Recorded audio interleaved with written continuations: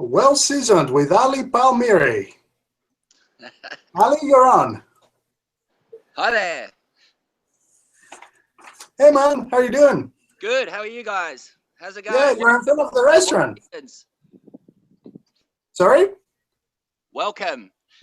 Oh, well, thank you. Thank you. You're in front of the restaurant. The sun is going down. Yes, it's the time's changed. The sun's going down. It's all happening here at 21 Restaurant. Yep. So this is about the time that you open for service as well, isn't it? Yes, we're just opened. Yep. Open at 8:30. We're opening the doors So to the we're public. the first ones in. You're the first customer. Hey. Excellent, excellent. So do you want to show us into the restaurant? Sure, I'll give you a bit of a tour around. This is Yep. the terrace. Got a funky little terrace that we've come up with this season. Oh, that's gonna be good in summer. Yep, nice and cool. Yep. And I'll show you, this is the main entrance of the restaurant. Oh wow, you got a skylight. Welcome. Yes, we've got a roof that we open in the summer. Wow. Fantastic. How many tables do you have in there? We've only got 5 tables. We've got 5 tables inside. They're quite big tables. So I mean, we fit 5 inside, and we've got another 4 out in the terrace. Oh, that's pretty cozy. Yeah, it's nice. It's nice and intimate. It's got a nice romantic feeling to it in the evenings. Fantastic. Like, when you go there with someone special, right? That's it. That's it. Excellent, excellent, excellent. And where is your kitchen? Which is where you spend most of the time, I'll right? give you a little tour around. Yeah. Here's the bar. And wow. The bar will come through into the kitchen. Yep. Here we go. This is the kitchen. Yep. And who's that? This is my chef, Emmy. Hey, Amy. How you doing? How you doing? Excellent. Nice strong man I've got this season. Fantastic. Good inspiration. A lot of good ideas. Excellent, excellent. So 2 minds always work better than one. That's it. Mindstorming all day long, booming off each other. Yep. Head. Ideas, constantly. You know what they always say. Talking about food in here. Yep. So, so you've shown us the restaurant. So what are you going to be serving tonight? Tonight, we're going to be doing a bit of beef. I'm going to show you how to clean a beef. Yeah. And the concepts of cooking it, resting it, and plating up. And try and get it as tender as you can. All right. That sounds really good. So, how are you going to be cooking the beef? I'm just going to be grilling it tonight. Yep. We do it in different ways. We have different styles of cooking in here. Yep. We like to use a bit of sous vide as well. Cooking in a water bath. That's right. And therefore, and with comfy things as well. We do a bit of a long braising in the oven as well. Okay. Tonight I'm going to show you a bit of beef. Okay. Cool. All right. Well, here we go. So, show us the beef. Here we go. Ready? So, we've got a fillet. Yep. It's all the way up north. This is from Galicia. It's Angus beef. Okay, so here we go. Ready? So I'll throw it on the chopping board. I'll just bring the camera down so you can see. All right.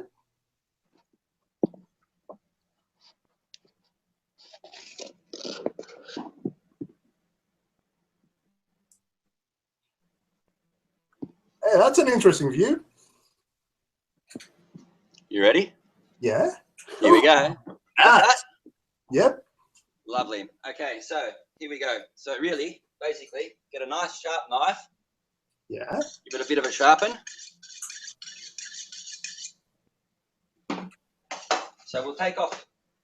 We're just going to clean off the nervy part here and trim the fat and make it look nice and sexy. So we'll just take off this with a bit of paper so it's just easier to grab onto. Oh, yeah, it makes it stickier, right, on your hand. That's it, so it doesn't slip around. Oh, that's cool. So we pull this off. Yep. Okay, we keep all the trimmings apart. And then we'll make a gravy at the end, and that'll be a nice beef sauce for the actual, or in other words, we also call it demi-glace in the kitchen, or a jus. Okay. So we'll take off the trimmings here. Yep. Okay. Nothing goes to waste, eh? Nothing goes to waste in this kitchen. Fantastic. Okay. Then we'll flip it over. So basically we're going to take this off. Yeah. Okay, and this makes them, we leave this on. When you cook it, it curls up. It's very nervy here. So we'll try and take that off. Okay. Okay. Yes, yes, yes. Okay, so we'll take this off. And so I'll get the head of the fillet.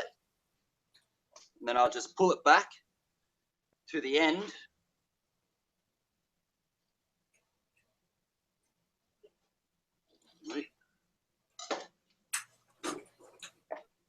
Okay. And therefore, with one cut, it should come out nicely and even. Oh, wow.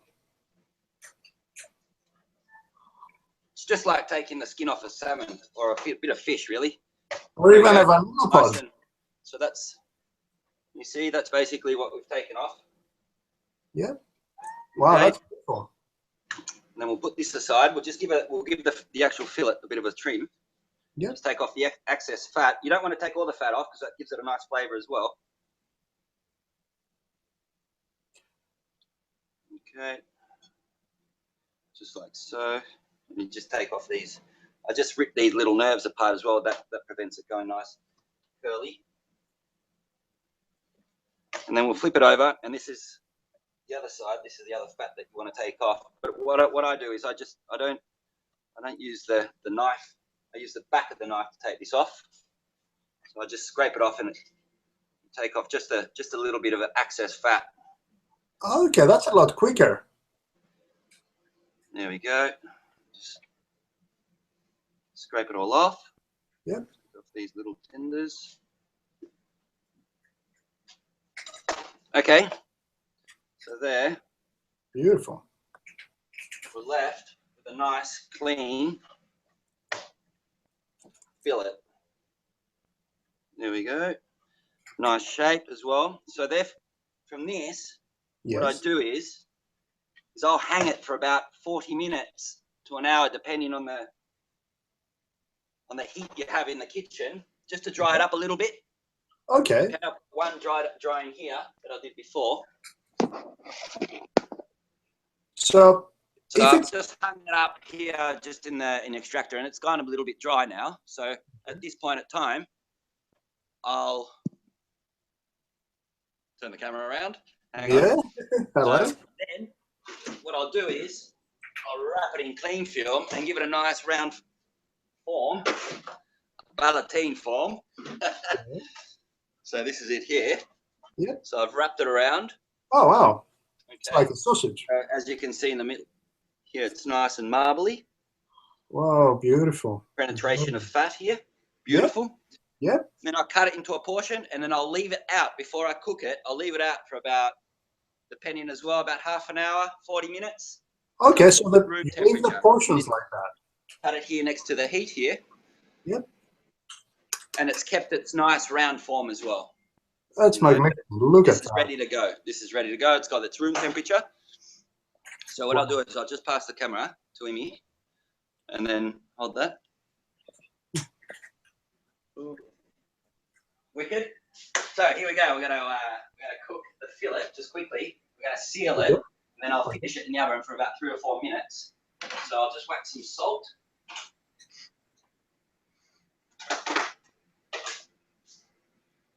Season it with a bit of salt. I've left it here. I don't like to put pepper on it. It gives it a bit of bitterness to the. I just cook all my meats just with salt. A bit of oil. And I'll just give it a bit of a massage. Just loosen up all the cells inside the meat. Yep. Keep in its form, and then I'll just seal it on.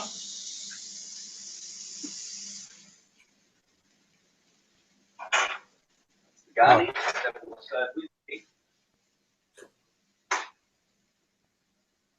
Okay, so basically a nice seal. Okay, this will take roughly about 2 or 3 minutes on each side.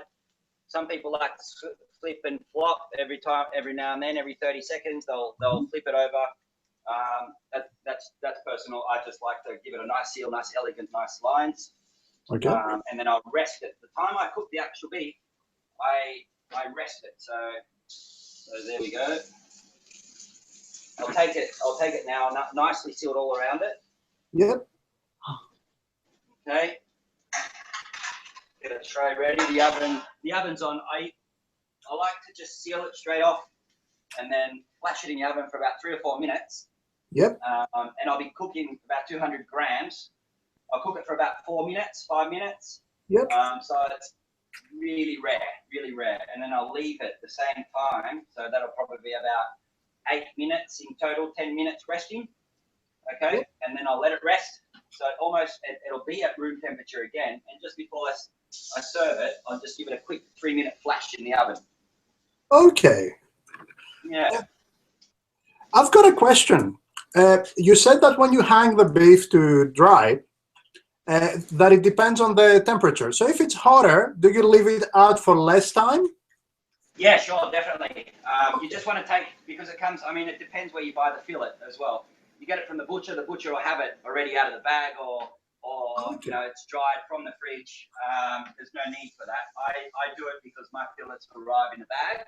Yep. In a backpack bag, so that's all the pressure inside from the machine obviously shoots out the blood. So a bit of liquid, let's say, and yes, you can wipe it with a bit of paper, but you get so much off there. So I just like to give it a bit of half an hour, just to dry it completely, and then I'll wrap it up just so it's nice and dry when you wrap it up in the clean film.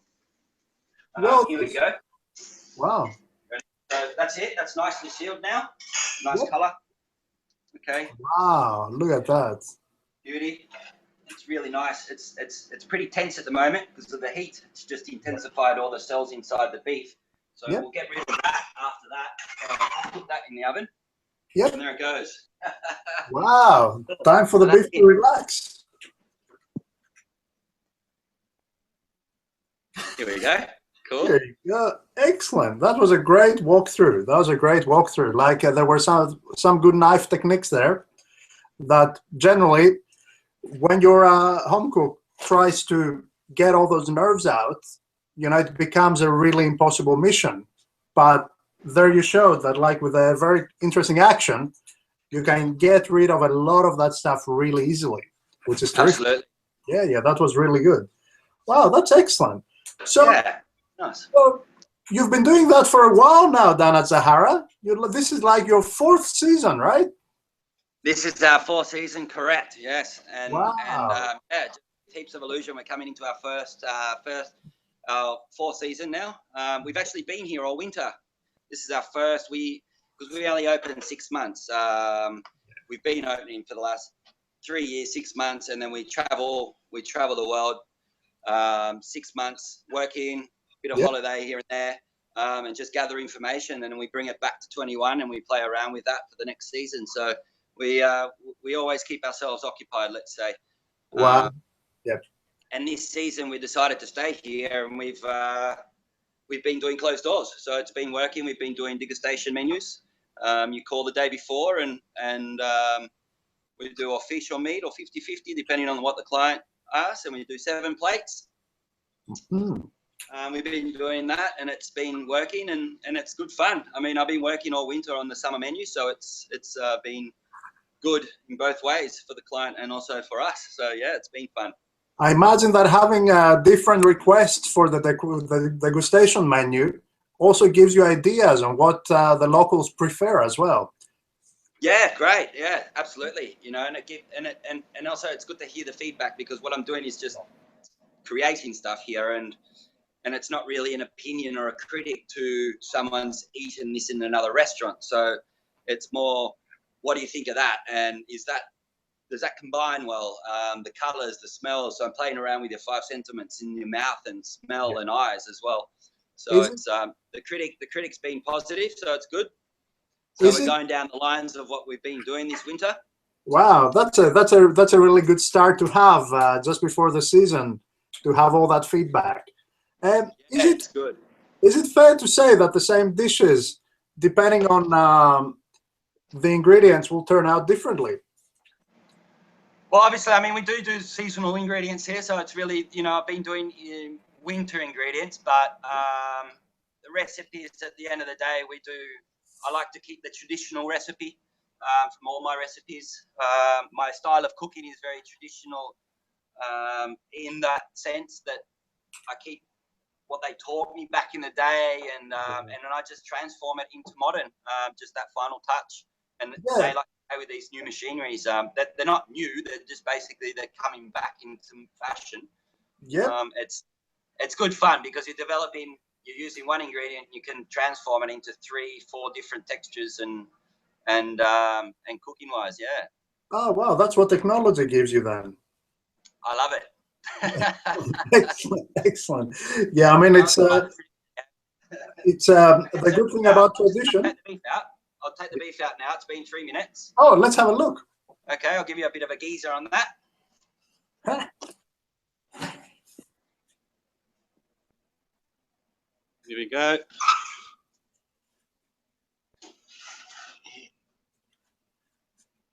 Okay.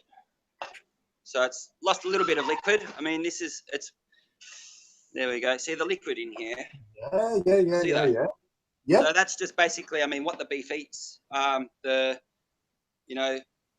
time the beef, once it's been butchered up and cut up into portions, it depends on how long it's been sitting in the fridges before it gets to the table. Yep. Daylight today, there's a lot of requests on fish and beef and things like that, and they're trying to develop all of that much quicker. So they're feeding the animals to get much bigger in a time. So you'll see that sometimes you go to the butcher or you buy meat from from supermarkets and you'll cook it at home and the pan gets full of water. You know, that's pretty standard daylight today, unfortunately. Oh no! And you think that's because of how they breed the animals? This is really good quality meat, so it loses very little. Yep. Anyway, so basically, I mean, I'm going to leave it now for about 10 minutes. Yep. And just let it rest, get it back to room temperature. It'll just slowly cool down, and it'll just soften all the cells inside the meat, and it'll go nice and just relaxed. Okay. At this point, though, what I'm going to do. Yep.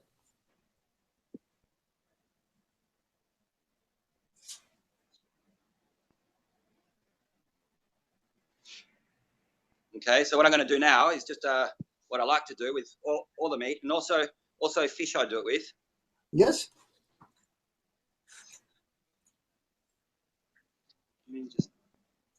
I'll just give it a bit of a massage. Funny enough. Here we go. So basically, I'll just keep it form. I just hold it in my hand. Okay. And I just press it gently, and I just loosen up all the cells inside. Okay. And you'll feel it. You can hear the liquid just popping up, but it's just gotten really, really tender now. You can almost cut the spoon. Okay. So I'll just put that back now. That's done. Look at that. Beautiful. And it's kept its nice form as well. It's nice and round. That's like jelly, man. Oh, it's lovely. It's very tender. Okay, here we go. You ready? Oh, yeah. Wonderful. So how long will it take to get to room temperature now? It depends as well. I've got it right next to my the hot plate in the oven. It just depends, really. Keep it in a cool spot. Leave it for about 5-10 minutes. Don't put it in the fridge. There's no need to put it in the fridge. That just it makes it go too quick. The elaboration. It needs to Okay. And what's the preparation before it goes on the plate? So the preparation, the garnish. I'm going to garnish it tonight with I've confit a potato in pork fat. Okay. I did that at 80 degrees for about an hour. Yep. Through. I've made a potato cream in a Thermomix in a blender. What's a Thermomix, Al? A Thermomix. I'll show you the Thermomix. Let's have a look, because that's a technology you were talking about before. This is I love this machine. This is probably the machine I use the most in the kitchen out of them all. Was it gifted to you by aliens, man? What is that thing? This blends up. Blends steams, cooks, does a bit of everything. I call it the Ferrari of the kitchen, actually. And it's really quick, you know, in that sense. Wow. So that can blend while it's heating. Sorry? That can blend while it's applying heat to the food. Absolutely. So you know, you can put a raw ingredient in there. Yep. Add some liquid, put it at the temperature. Yep. Whack the thing on, and in that 10 minutes, depending on what ingredient it is, yep, you've got it all done. A puree of the vegetables, or even fruit, for that matter. Wow, that's like having an extra cook in the kitchen. It is. It is a little one who responds back to, you know. Yeah, right. One of those good ones, right? Excellent, excellent. All right. So before you put the beef on the plate, do you need to reheat it? Do you need to do anything more to it, or does it just go in?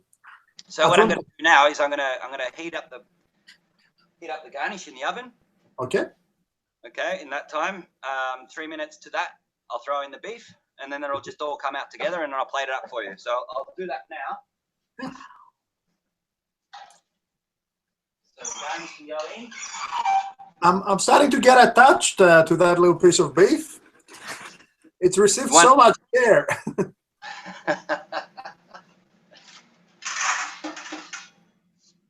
Okay, here we go.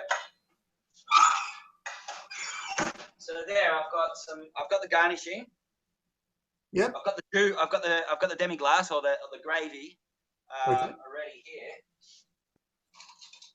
that I've made with all the. It's lovely. I love this stuff. Oh, I love it. The gold, the black gold. I eat this with a spoon. Look at this. Oh, beautiful. Wow. Goodness. Gorgeous. So I've got the mash. Yep. Okay. Yeah, I'm ready to go. You want to see it plated up? Well, of course. I mean, that would be terrific. All right, so I'll put the camera back down. Okay. Bring it all up.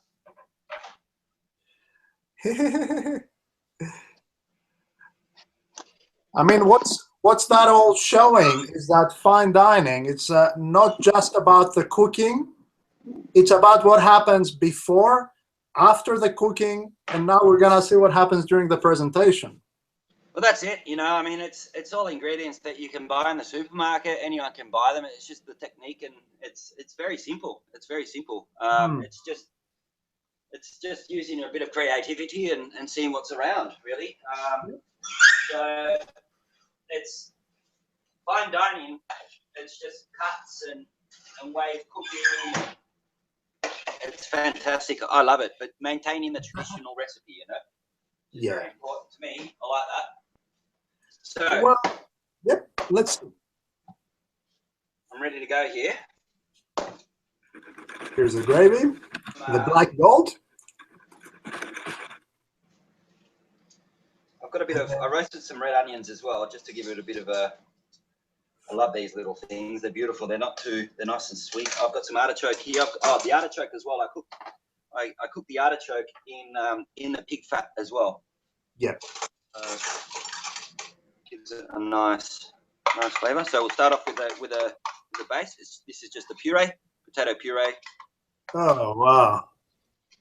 Nice and. It's more of a cream than anything really. So it's a cream with potato in the Thermomix. You know, the Thermomix really blends it up. You can throw it through a sieve as well. The potatoes, squash it down with a spoon. A nice technique to make a nice puree. So we'll just wipe that a little bit. Oh, nice. And then we'll I'll cut up the artichoke. And we've got 2 viewers watching our live stream today. Oh, sweet. Nice. Here we go. I'll just line that up nicely.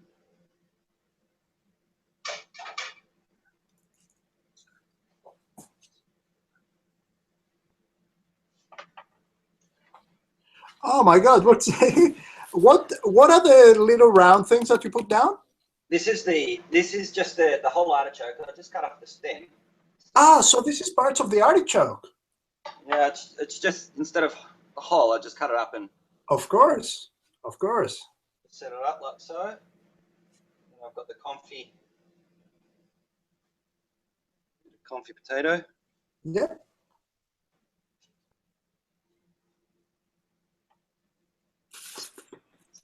This just melts in your mouth, and you know, and cooked in pork fat, it just gives it a bit of a different. What's that flavour in there? It's not just all about beef, really. It's a bit of a meaty combination, and this is just an eggplant cooked in the oven.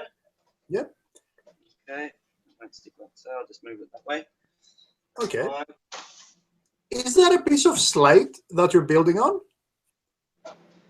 A slate. Yep, this is a slate. I'm not. You know, this is just really just one of the plates that we've got in the kitchen.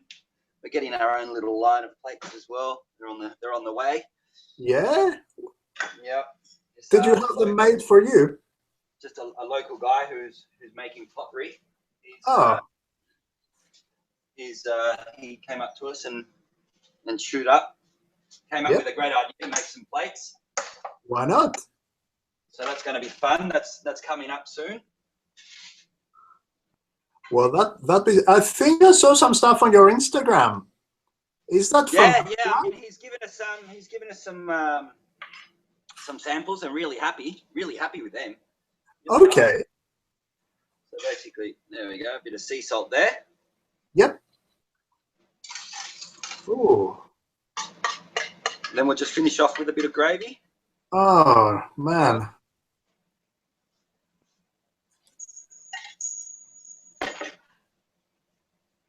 Put a little quail egg, a little slow poached quail egg inside the artichoke as well here, just to give it a bit more sauce for the actual vegetables. Oh, that's lovely. So that quail egg, when it gets cut, the yolk will spill out? That's it. That's the concept. Wow, so you're going to get like a dash of yellow. Man, that's gorgeous. Look at that. Look at that. So this is the steak we're going to be serving tonight. The red, you've got at the front there, a red film. What is that? This is a chip that we do. It's just a potato chip. That's got red pepper. So it's potato. You blend it up. The same concept as this potato. Okay. And you just send it out on the paper. Yeah. And you just leave it as well in a dry area for a few days. Let the liquid evaporate from the starch from the potato, and all you're left is with the starch of the potato. And then you just dip it in the fryer a little bit, turns into a potato chip. You just throw a bit of salt in it. Crunchy. Excellent, man. Excellent. That's really terrific. That's really terrific. I mean, I got a little education on what happens to a small piece of quality beef in your hands, because again, as I said, the total amount of cooking time that went into that piece of beef was what? Hardly 5 minutes, right? Including very easy, simple, straight off the bat. Elegant, nice. Yep. But the preparation between taking the nerves off and the fat, drying the beef, then doing the quick cooking, then letting it sit, giving it a massage, bringing it to room temperature, all of that adds up to, I don't know, a couple of hours? That's it, really. You know, I like to do all this like the day before, so the meat rests. You know, when the meat arrives, I'll prep it for that day for the next day, so it just really relaxes during the night. You know, just all the movement and stuff that's going around when it comes to you. A butcher told me that the local butcher here, he gets the big fillets in, the big sirloins, and he just lets them rest 24 hours before he even touches them, just because of the movement in the truck. It does affect in one way or the other. Oh, really? So, I just take it on. I just do it because I think it's good. Magnificent, magnificent. Okay, well, guess what? We talked beef for 30 minutes. That's it. You know, we talked beef for 30 minutes. So if you have time, we can actually go through a couple of questions Absolutely. that we've had. What we have a question here that says my short crust pastry is crumbly and sweet, but it still shrinks a little in the tart form when baked. What do you think is going wrong? I don't know. Well, I don't think they do either. I love short pastry. We work it a lot here. What we do is when we make the mix, we'll make it the day before as well, and let it rest in the oven, in the fridge. Okay. And then we'll stand it out, throw it in the mold. Yep. Nicely cut the edges off with the mold with the palm of your hand, so it gets a nice even cut, suave. Right. And then we put it in the fridge for about 20 minutes, half an hour. Yeah. Or you can throw it in the freezer for 10 minutes. So it just sits and just blocks everything. It doesn't, all the glueies and the starch inside the flour and stuff. It just doesn't. Oh, the gluten. Whack it throw it in the fridge, half an hour. Okay. Put the oven on, according to temperature, 150, 160, más o menos. That's what we use. And then just cook it with a lot of love. Hope for the best it doesn't shrink. Okay, so here we go. Time is a factor again. A lot of time. Yeah. Not much handling and a lot of time. Okay, and we got another one. We cook a lot of fresh pasta at home. Well, that's good. What's your favorite pesto? Oh, I love pesto. Pesto.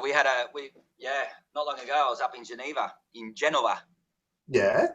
Lovely. I had a pesto. We had spaghetti with pesto there. It's and the chef. I was speaking to the chef, and my recipe was pretty much the same. We don't use the stalks or the bud of the plant because it's very bitter. So we just use the leaves of the basil. Yeah. Put that in the Thermomix, the machine that I showed you before. Throw it all in. A couple of raw garlic. And the ingredients are basically basil, garlic, pine nuts, olive oil, Parmesan cheese. Okay. Throw the leaves in, garlic, the recipe, the quantity of pine nuts. What I do is I roast half. Yep. And I put the other half raw. Okay. Blend that up, and I put olive oil. 50% of the quantity is olive oil, and I also use girasol olive oil. So, sunflower oil. Sunflower. And no worries. So it's 50-50 because if I use the olive oil, it makes it a bit bitter as well. So I take that bitterness away with the sunflower oil. Okay. And then I I grate the grated Parmesan cheese right at the end. Okay. And makes it unite the whole pesto. I don't put any salt in it. The Parmesan cheese has enough flavor inside, so I don't really need. Okay, so instead of salting to taste, you just keep adding Parmesan until it tastes good. Cheese, and it emulsifies the whole sauce as well. It's really nice. And also, what I do again, if it's nice and if it's a bit gluggy, gluggy not, but if the machine's not catching enough, I just put a few drops of water in there as well, and it makes it nice and creamy. The color will change as well. It's nice.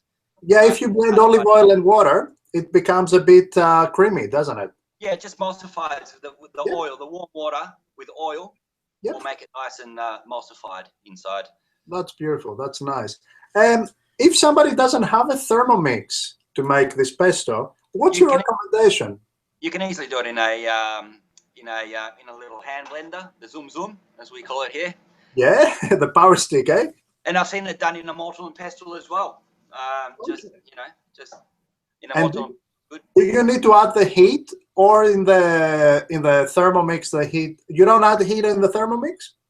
No, you don't want really heat because you'll take the flavor and you'll cook the pesto. The pesto. Okay. you cook pesto, you don't put when you add the pesto in the pasta, you don't touch heat. That's fine. It's like a Okay, so in this instance, you use the Thermomix as a blender. That's it. Right. The blender. Fantastic, fantastic, excellent. Okay, well that's really terrific. Listen, that sounds really good. I mean, I was really impressed with all the process that the beef went through. And what I'm actually now is I'm getting really impatient about what's going to happen in the next show. Oh, the next show, that's exciting. I think we're going to be using a new little technology. Well, new technology, I mean, it's been around for many, many years. I think we're going to be playing around with the Thermomix. Okay. Thermomix, get some purees, maybe steam something. Okay. And then we're also going to be cooking in the sous vide, the water bath. So the sous vide, it's going to be fun. Yeah, excellent, man. Technology and temperature precision. I think this show is going to grow to be like an hour long before we know it. Yeah, it's going to be fun. I mean, time flies, time flies when you're having fun. It's great. It's good. Time does fly. And, well, we've run out of it. I think you probably want to sort of like, concentrate back on the kitchen and serve some customers. Fantastic. Okay. Well. All right, fantastic, guys. Thank you very much. It's been such a great time. Oh, no, it was really good. It was really good. I think next time we'll have so much more information, and I didn't expect that would go into so much depth about that one dish. Yeah, it's interesting. The world of cooking. It's just, I mean, I don't even know half of it. It's one that says I know everything about cooking can start a new job. It's really, well, that makes for an easy show, if you ask me. So I'm really happy about that. Good. Excellent. Listen, Ali, thank you very much, and we'll see you next week or on Tuesday. When do you want to be meeting up again? Fantastic. We'll see you next week, guys. Thank you very much for your time. Okay. Fantastic. Okay, Ali. I hope you've learned a few little tricks on the way there. Excellent. Have a good service. Thank you very much. See you, Ali. Bye.